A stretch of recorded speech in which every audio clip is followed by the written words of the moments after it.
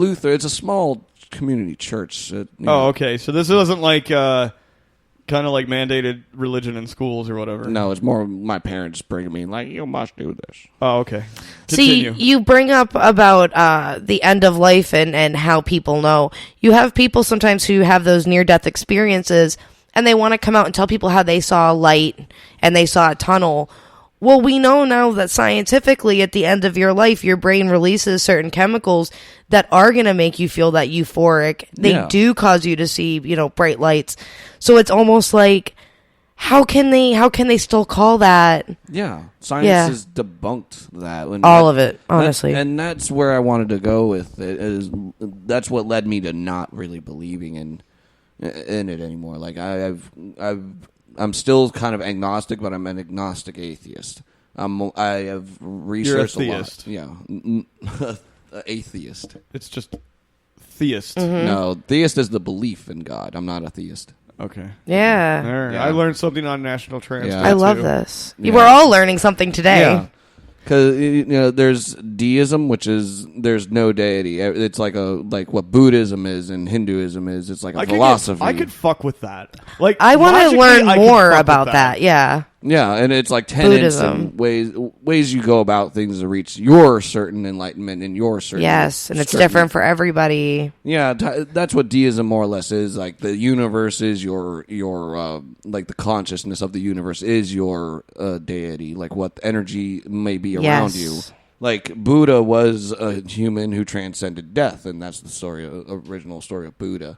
And it makes more logical sense if you think it in a science practicality kind of way. Specifically Buddhism, because you want your energy to be used again to be a different thing. Yes. Like, what do they call it? Transfusion reincarnation? or reincarnation. Yes. Sorry. Yeah, no. Someone say it right? Reincarnation. Reincarnation, that's right. So that's what happens. I forget smart words when I'm stoned. So that's why this is part of Stones. I don't call it reincarnation. For you guys. I think there's a certain amount of transfusion there's a certain amount of truth whenever you try to break down certain words of the Bible and certain ancient religious texts. This went way more than I thought you were just going to say. But sorry. Let's keep it on the light. We don't need to go into the etymology. Whatever. Etymology. Fuck you. Don't correct me. Okay. The breakdown of words. Epistemology. That was easy. Fucking asshole. Chris just studies Chris weird comes with the Wikipedia. words. Oh, I forgot. Fuck. I enjoy it. That's the word of the week. What is it? Epistemology. And what's that mean? That is the study of origins of words. Okay. Yep. Epistemology. Yep. Let's get the word pissed in it. I like etymology. Boring fucking history. Etymology is the looking study. up Latin and shit and going, eat tacos daily. Got it. I got it, guys. Hey. Etymology, I think, if I'm correctly, there's going to be a guy who's going to be pissed if I get it wrong, is the study of the where we get our knowledge from. And that's where... so I wasn't entirely wrong in a philosophical standpoint. Yeah, because one thing can't be without the other. Yeah, yin and yang. I'll layman terms this up. So basically, you could scientifically break down what the Bible is. It's basically a collective. Can I stop you for 1 second because I have a stone moment. All right, what's up? I used to say lame mans. Lame instead of layman. Yeah. Yo. Because I always heard it as lame man. Because a lame man or a lame anything is stupid and doesn't understand. Yeah. That's what lame actually means. All right. All right, go back to your... So you could transcribe the Bible. You could basically say the Bible is a scientific telling of the time of what was happening, but people weren't scientific. They weren't secular. They were ran by the religious doctrines. Like there were a lot of theocracies back then, so that's why a lot of the texts were intertwined as godly and all that. By the way, I have to get some of these words, write them down, and put the definitions in the fucking bio, because people are not going to remember what half these words actually I mean. believe in them. I have you have faith in our listeners? I do. Some of them I don't know. I've met some. Yeah, well. Don't get me started.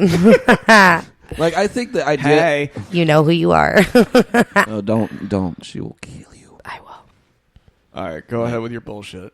Ice pick, stabby. All right. Great. That's going to be like... You're going to be really quiet. Stabby. I'm going to need for them to be scared.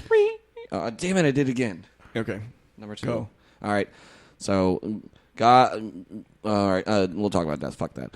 Yeah, death can be viewed like because if you don't do right in the world, like morally as a Christian, you get anxiety from not doing that because you think, "Fuck, I'm gonna go to hell." You're like already guilt. Yeah, you're guilting your life already, so you're giving yourself a added weight, and it's affecting your total.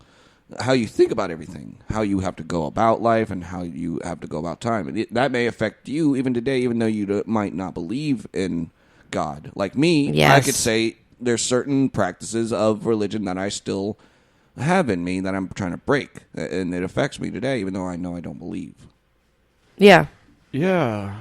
In a country like America, there is an underlying religious Christian tone.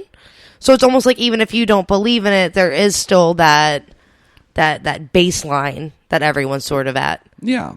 Yes, I can definitely see this is where it goes into the sexual aspect.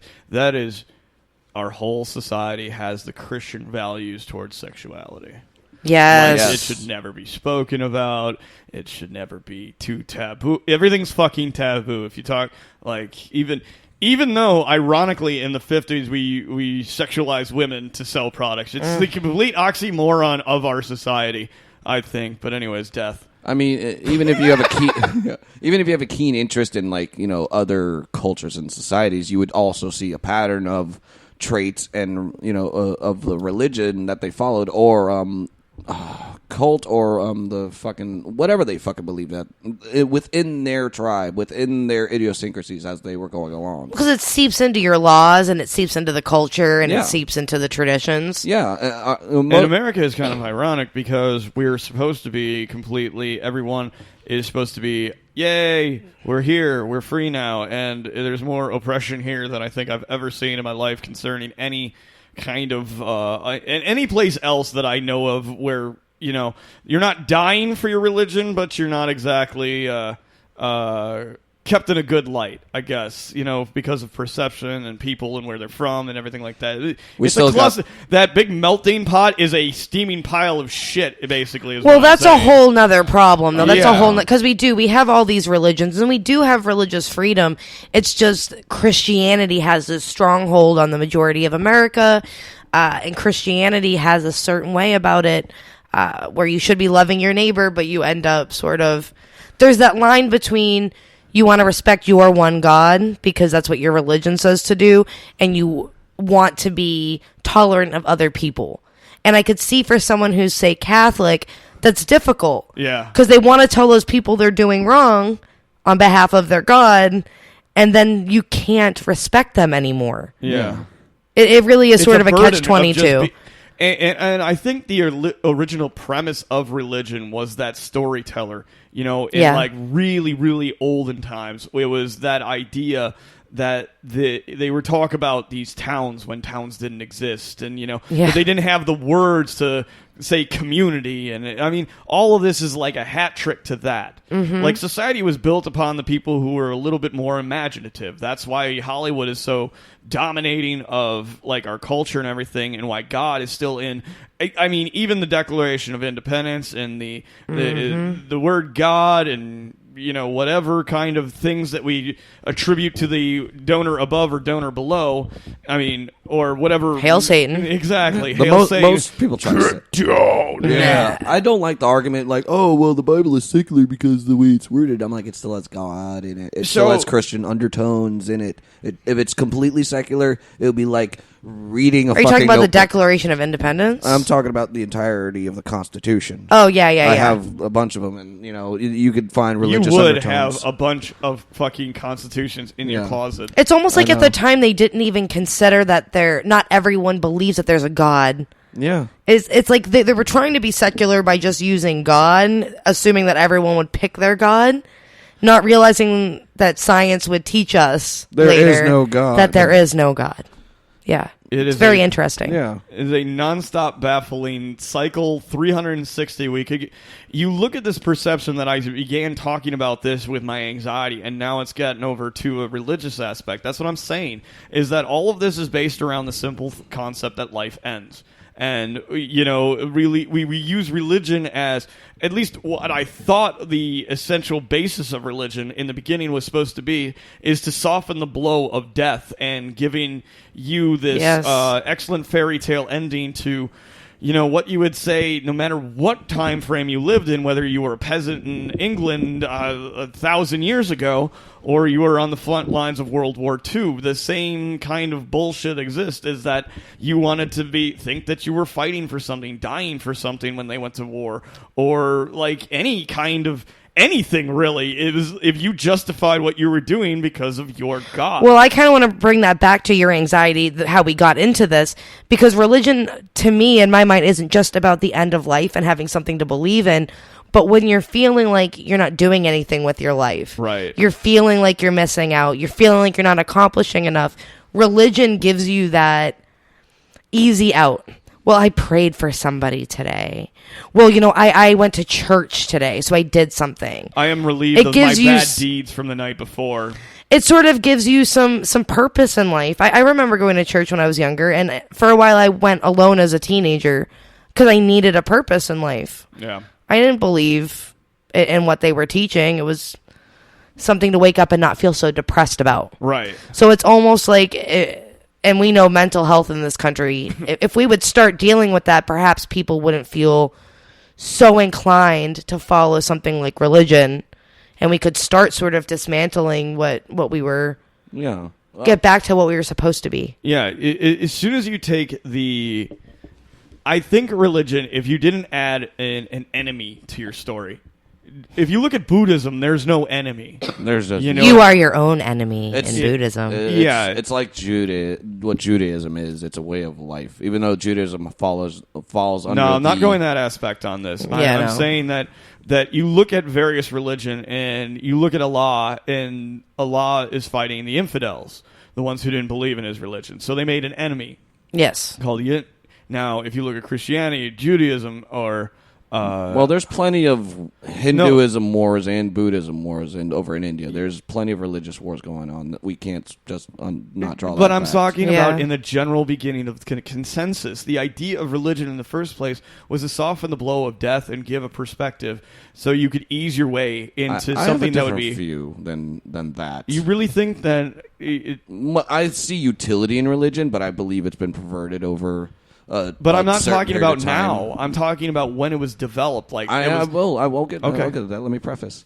It's been perverted, and what it genuinely religious people in my understanding of philosophy and theology, trying to dissect it secularly, is that they've been offering you a way out of your own ideological presuppositions that you have to believe in to make yourself feel full, because you might not stand the revelation of your full character by them giving you something like God. I believe that was just to like what AA I learned in attending AA is to have a better not a higher power, but just something that you could idealize, that you could be, that you can go for, like a truly integrated and powerful character that you could try to develop to. I choose you, Charizard. Yeah. Not someone as in like, oh, you're an all-powerful floating head that's going to smite me with some lightning out of your eyes. Not like that. But it's been perverted to be that. I tried to get smited the other day. Said if there's a god, strike me dead. Nothing happened. So yeah, I mean, that settles that. Am I right? Yeah, that's where I believe it's been perverted by cult aspects. On that, what you just said. Yeah. Yeah. So freedom thinking is a danger to religious. Freedom thinking has always been what is progressive thinking not a danger to in this society? Well, progressive thinking is amazing. When it breaks the systemic okayness of society, that's when it becomes an issue, and that's what's happening right now. I believe we're going to evolve. As humans, we always will evolve. Oh, that's I mean, we realize that, and we have to progress. I mean, we can't just be, we have our set ways, yes, but those set ways are meant to just be a learning platform for the next generation to launch into the next phase. We are right on the cusp of something like that in this country right now, too. It's interesting that you would say that. Yeah, that's what I believe. I try to study sociology as much as I can to understand what happens in places like this. So I'll wrap this up now with just saying that religion does play a lot into our fear